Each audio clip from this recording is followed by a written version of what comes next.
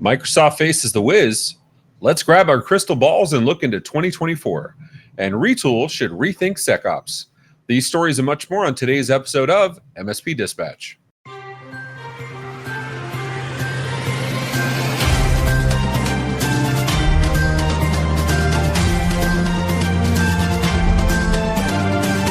This episode is presented by OIT VoIP. Enhance your client's communication abilities with our VoIP solution, featuring integrated billing, on-demand training, and live US support.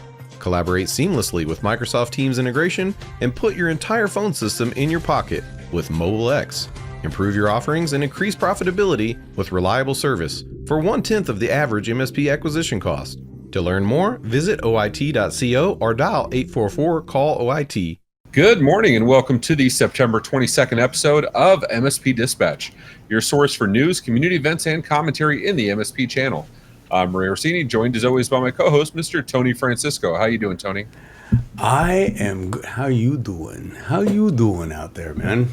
I am incredibly exhausted, eager to start my days off. I'm ready to go night-night. I could use Hold on. Did you say days off? What days off? What is happening? What I work 4-day work weeks, so I'm off Friday, Saturday, Sunday every week. Okay. Just making sure you're not taking longer. Forever? I had a time. No, you want to make sure I'm here on Monday. Yeah, I had time without you, and I'm kind of like a Twitch, Don't get me wrong, love Tom, love Matt, like great people. I can't do that too often, man. I miss you when I'm off, and then I watch the show and I realize how much better it is without me on it, and I'm like, oh my god. No, I'm like, I can't allow that to happen. I don't want them coming back saying we want all my replacements. So.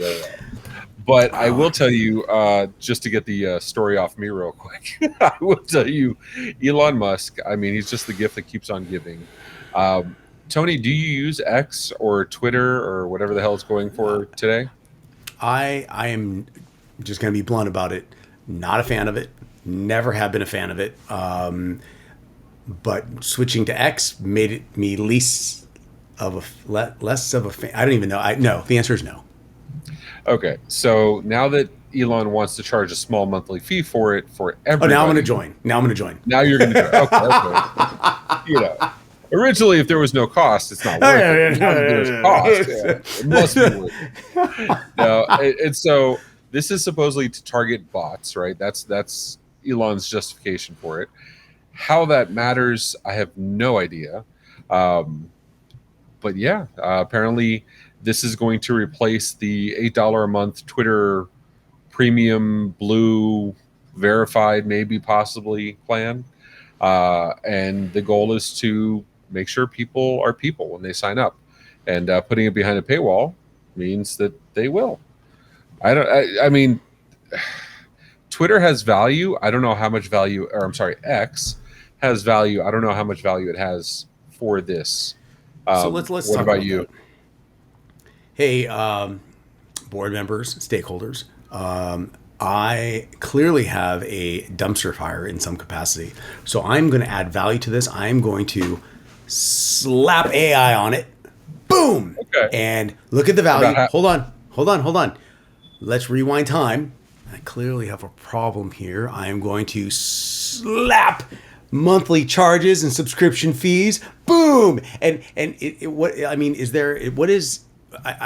just wondering, are we going back to everything now, moving to at some point, hey, you can now purchase it up front one time and it's done, which will eventually be replaced by, a subscription, which will eventually be replaced by some type of paywall, because the freemium, it was a freemium, but then there's going to be a paywall, which ironically is going to lead into subscription again, which ironically is going to lead into, hey, you can just pay for it up front, buy the whole thing, and CapEx expense it, write it off. I don't know. So Microsoft did this, right? Remember OneDrive was like a fee for unlimited storage for a hot minute? Yep. And then it was like 5 terabytes, and then it came down. Yeah. And Amazon's known for their loss leaders being a key to their success. So I don't know. All I know is at least our AI is secure and will never give away any of our data. Right, Tony? Yeah.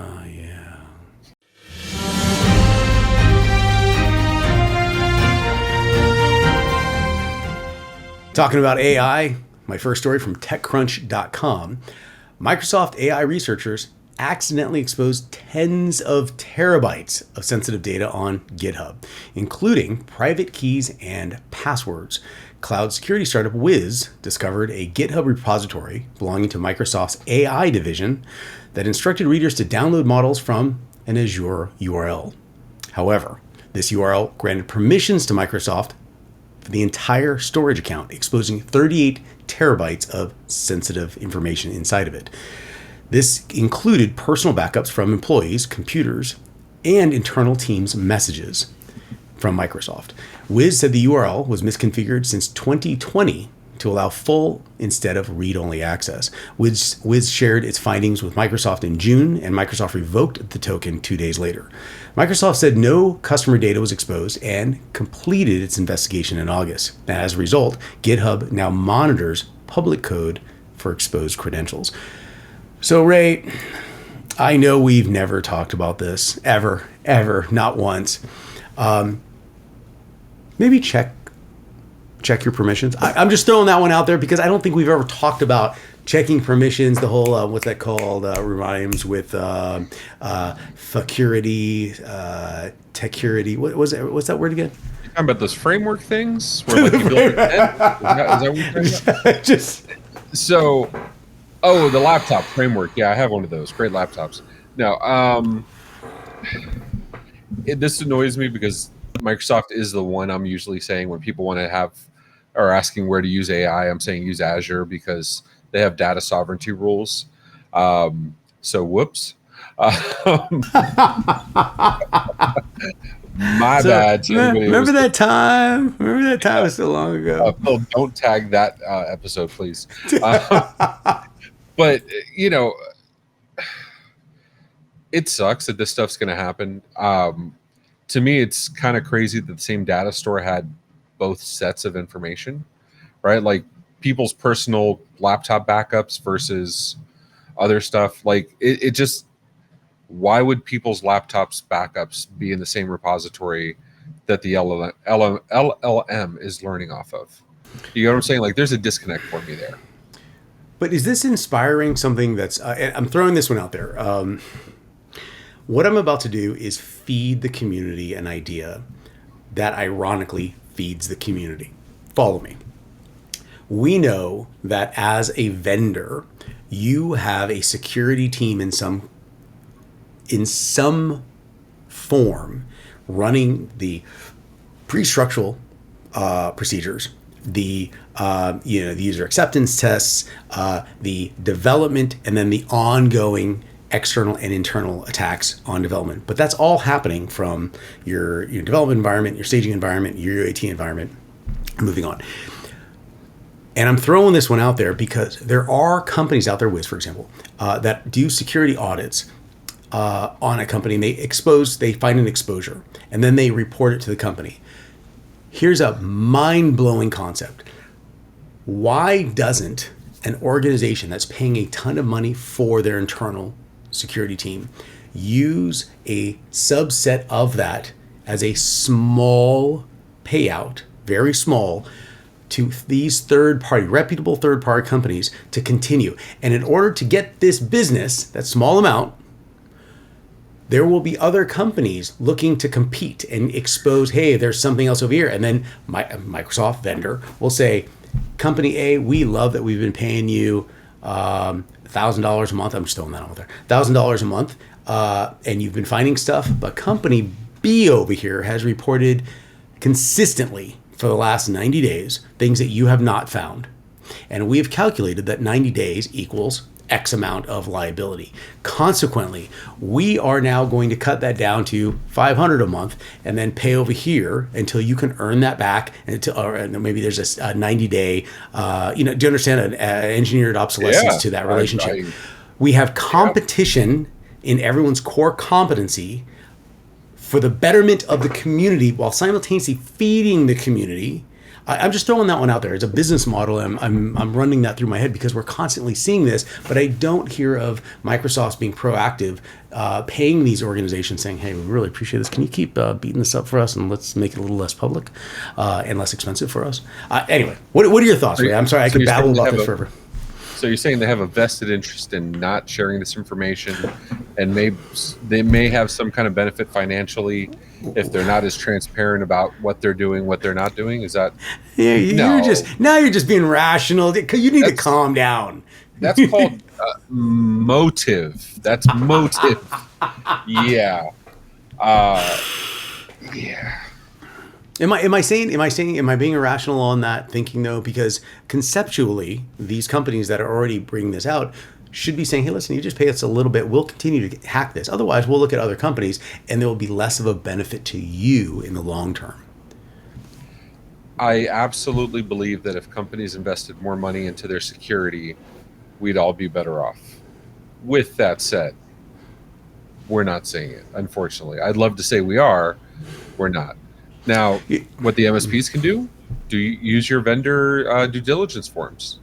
Ask them specific questions. What are you guys doing? How are you protecting the data we're giving you? Have them state it. I don't see a problem with that. One of the best tools for the MSPs, CompTIA. CompTIA has a cybersecurity division. They teach, they spread knowledge, they have frameworks, and they have something to talk about now. Ray, what is it? Absolutely, they do. They have lots of projections for next year.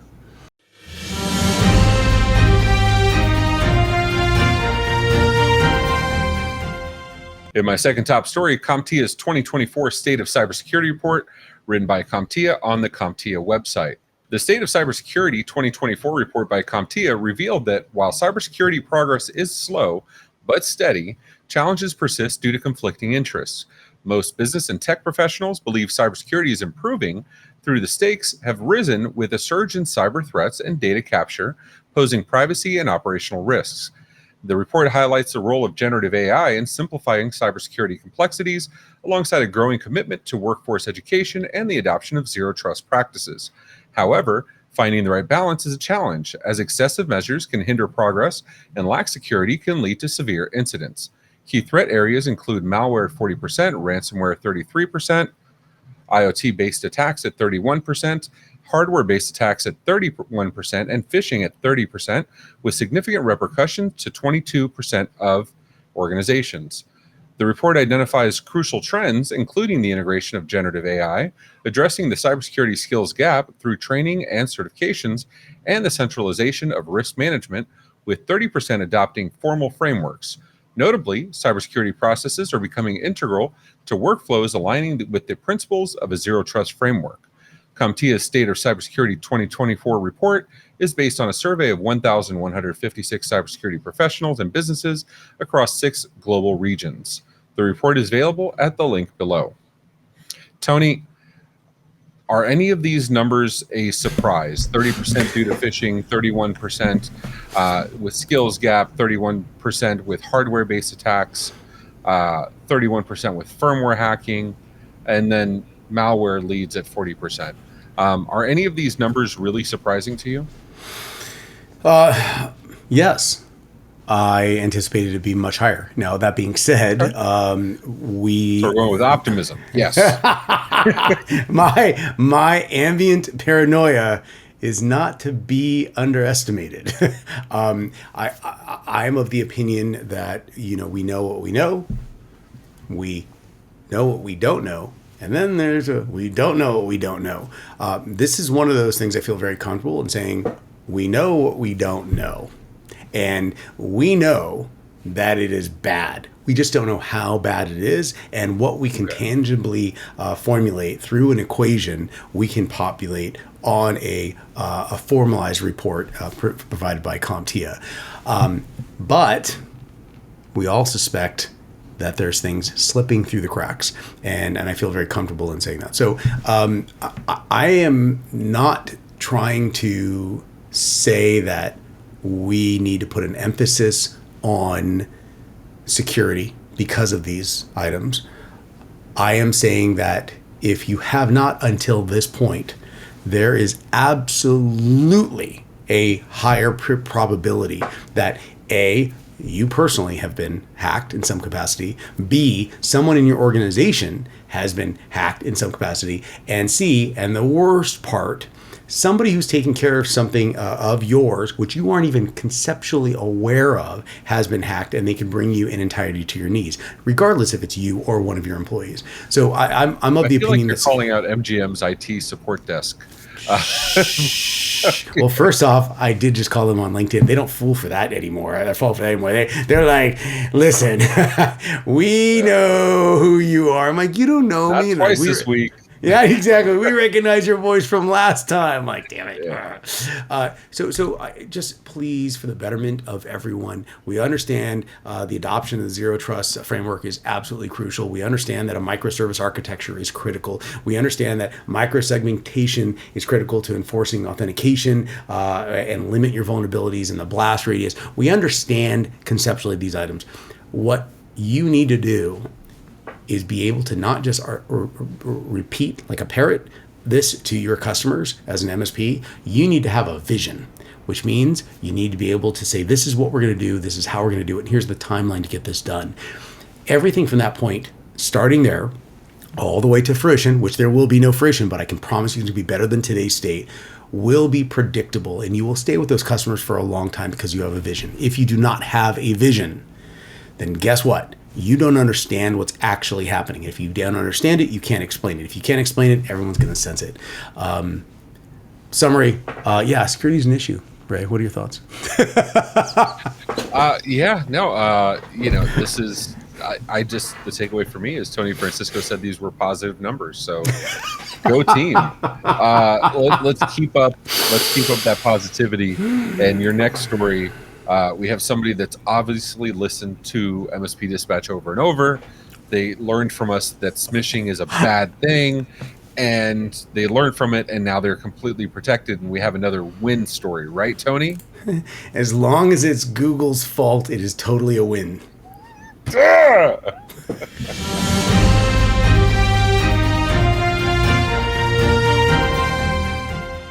In my second story from thehackernews.com, software company Retool disclosed a breach impacting 27 customers following an SMS phishing attack in October of 2023.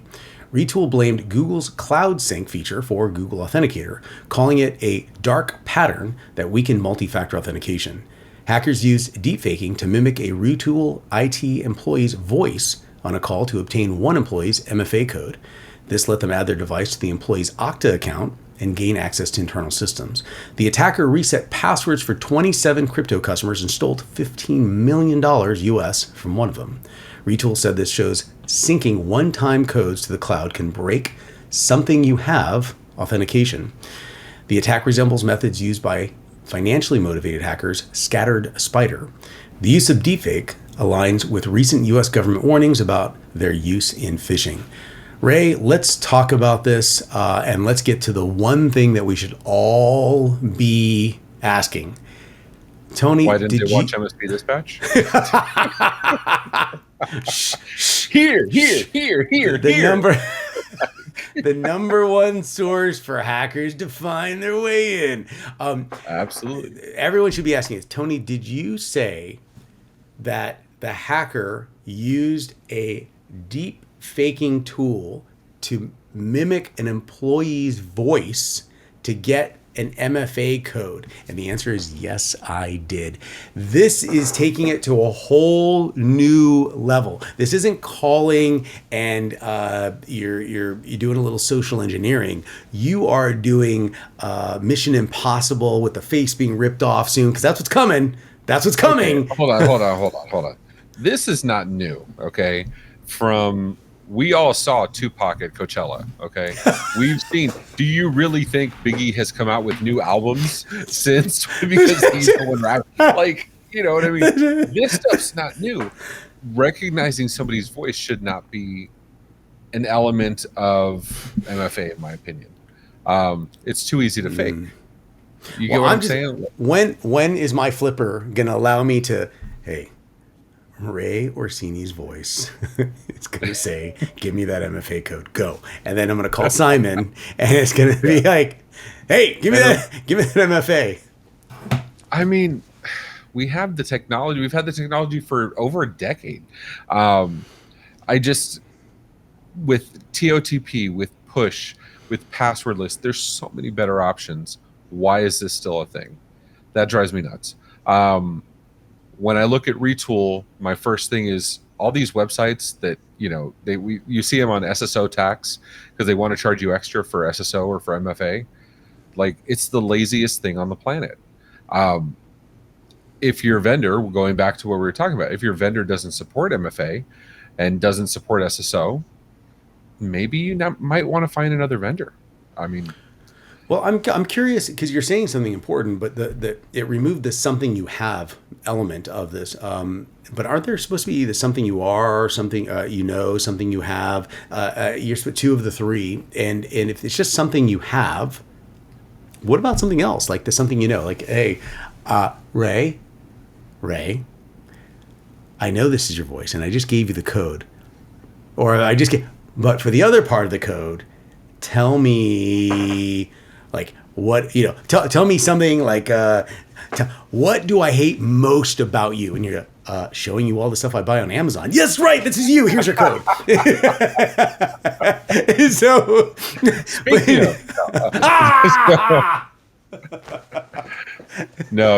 nothing this week. No, but I get what you're saying. Yeah, something you have, something you know, something you are. I get that. I completely understand that. But there's degrees of quality to these things, right? Sure. So, one would say, okay, well, I'm going to say something to you. I recognize your voice, but you have to, and you recognize my voice, you have to give me some passphrase back, right? Yes. And ladies and gentlemen, we just did public and private key signing verbally. That's literally what it is. Yeah. That's it. You know what I mean? Add some randomness to it. Let's salt the hash. Ray calls me and it's secret, and I go, "Hey, how you doing?" And he goes, "That's me." And that's the passphrase. Now we got to change our passphrase. Damn. So the point is, everyone, we have to find a new something I hate about Ray, but that you can tell in that disposition how seamlessly and frictionlessly it comes out, and it gives me anxiety. It also gets me banned from my credit cards on Amazon and everything else. Okay, you know what we need to do? We got notables. Notables? Let's do it.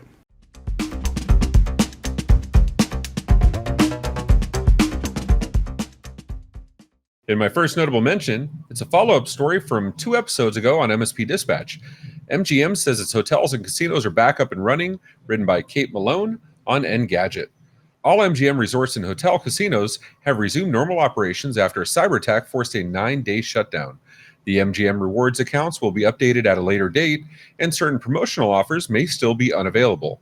The Alpha V ransomware took credit for the attack, claimed that they employed social engineering tactics to access systems. Reports also emerged that Caesars Entertainment suffered a similar attack, but reportedly paid tens of millions of dollars to avoid data release. Both attacks originated through the identity management vendor Okta, affecting at least 3 other Okta clients. Okta confirmed its tech was used as an access vector, but stressed that its systems remained uncompromised. MGM has not commented on potential data leak implications or the status of their backend systems following the attack. In my second notable mention, LockBit is using RMMs to spread its ransomware, written by Nate Nelson on Dark Reading. In a recent report by eCentire, the LockBit ransomware group has been exploiting remote monitoring and management platforms to infiltrate targeted networks. In 3 recent attacks, LockBit affiliates took advantage of RMM software vulnerabilities or brought their own RMM tools to infiltrate victim networks, impacting both manufacturers and managed service providers, or MSPs. This marks a shift away from traditional malware, emphasizing the acquisition of valid credentials for network access. LockBit's extensive activities in 2023 have impacted a wide range of sectors and devices, underscoring the significance of cybersecurity measures such as multi-factor authentication, strict access controls, and consistent endpoint monitoring in blocking these attacks. Jumping into my first notable mention from Channel E to E, Oracle and Microsoft launched Oracle Database at Azure to enable Oracle Database directly in Azure data centers. The integration combines Oracle Database on an Oracle Cloud infrastructure with Azure AI. It aims to provide workload replacement flexibility and unified Oracle Azure cloud experience. Benefits include migration options, parity between clouds, unified Azure environments, new apps leveraging both the OCI and Azure, and a trusted architecture. Microsoft CEO Nadella said it positions Azure uniquely for Oracle databases to spur innovation.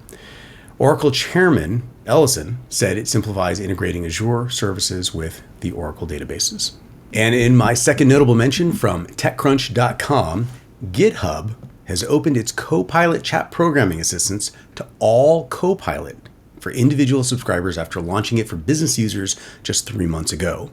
Like ChatGPT, Copilot Chat lives in the IDE sidebar for multi-turn coding conversations. It provides real-time guidance tailored to the code developers are writing, helps analyze and fix the issues without leaving the IDE. GitHub wants to enable natural language as a universal programming language to democratize software development. It believes Copilot Chat, integrated with the Copilot programmer, will form a powerful AI assistant to help developers build faster in their preferred language. And now a clip from this week's episode of AI Roundup. Google's Gemini is coming, and I am asking the question, is this the last giant LLM model? Google is making significant strides in the AI chatbot arena, preparing to release its multimodal conversational AI system, Gemini, and revamping its earlier chatbot, Bard. These moves set the stage for a showdown with OpenAI's ChatGPT and other competitors like Claude AI. However, the AI industry is on the cusp of a transformation, with experts suggesting a shift toward more specialized, fine-tuned large language models due to soaring training costs and concerns about biases, factual errors, and data security. There we go. While Google aims to integrate AI across its ecosystem and compete with OpenAI's massive models, the industry as a whole is bracing for a period of downsizing and increased focus on quality over quantity. Now let's take a look at some events taking place across the community and right here on the MSP Media Network. On September 26th, an in-person event, Kaseyo and Datto Connect Local Building the Business series in Katy, Texas. Also on the 26th, another in-person event, Enable Roadshow in Phoenix, Arizona. And on the 28th through the 29th, another in-person event, Cybersecurity Marketing Roadshow in Las Vegas, Nevada. And then on the 28th at 1 p.m., the future of the MSP space hosted by the Channel Program, as well as the next day at noon, Channel Engage hosted by the Channel Program. And coming from the MSP Media Network this week, we have, right after this episode at 11 a.m. Eastern, MSP Community Live, episode 12. And then following that at noon, Bits and Books, episode 2. And then for next week, on Tuesday at 7:30 p.m., Wins and Losses is back for episode 10. And on Wednesday at 10 a.m., AI Roundup will have episode 29. Later in the week, on the 29th, that's Friday at 11 a.m. Eastern, we're going to have MSP Community Live episode 13. And as always, on Tuesdays and Fridays at 10 a.m. Eastern, MSP Dispatch presented by the MSP Media Network.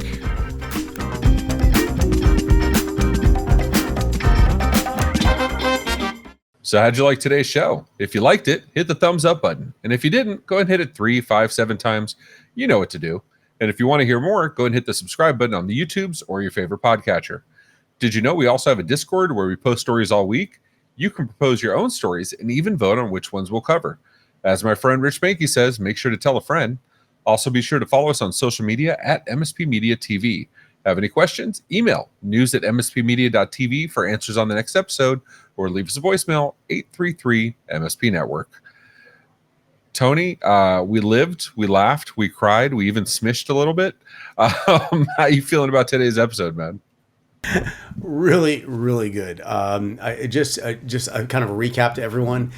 Security, security, security. It doesn't matter who you are. It doesn't matter how good you think you are. It doesn't matter how much money you earn. There's security issues across the board. Please, please, please, I'm begging you, put together a vision. Figure out what that story, that narrative is that you're going to tell your customers, and then implement it. It's very simple. Here's the big vision. Here's what we'd like to have. I believe someone really sexy once said, what ideal state config, or is that what a dream state configuration? I can't remember what your ideal state configuration, your dream state configuration, your desired state configuration. I just wanted to hear you say it.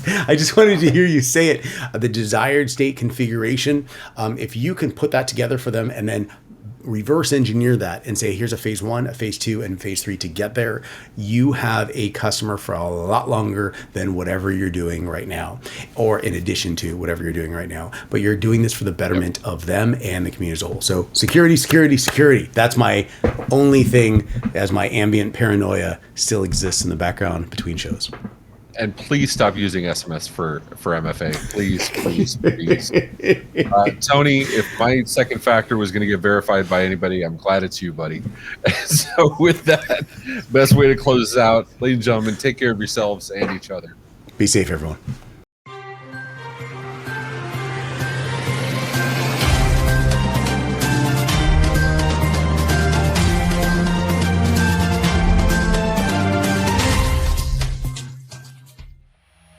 This has been a broadcast of the MSP Media Network.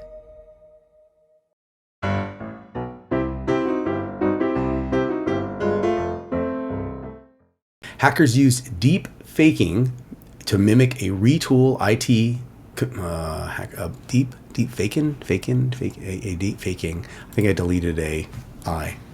Deep faking. 7 degrees of faking bacon. It's faking bacon. It's faking bacon. Okay, ready? And then we continue the rest of the Skittles. conversation in Pig Latin because that's the salting the hatch. But, and for the record, before we move on to this, because I'm getting so frustrated, what about your Apple, your MacBook earlier this week? Liar. Okay, hold on. No, it's packed up. It's packed up since earlier this week, and I've already ordered a new one. Oh so, my gosh! Oh, yes. So you did order something. You ordered two things. Yeah. Which goes back. So I ordered a second MacBook after opening this. Took it home. Mac has a beautiful migration thing. So does Google. So does Samsung, to their credit. And so does PlayStation. But if it's on the same network, it'll migrate. Just enter some codes in both, and it'll migrate. And suddenly it tells me my profile's too big to migrate. And I'm like, I knew what I bought, and or I thought I did.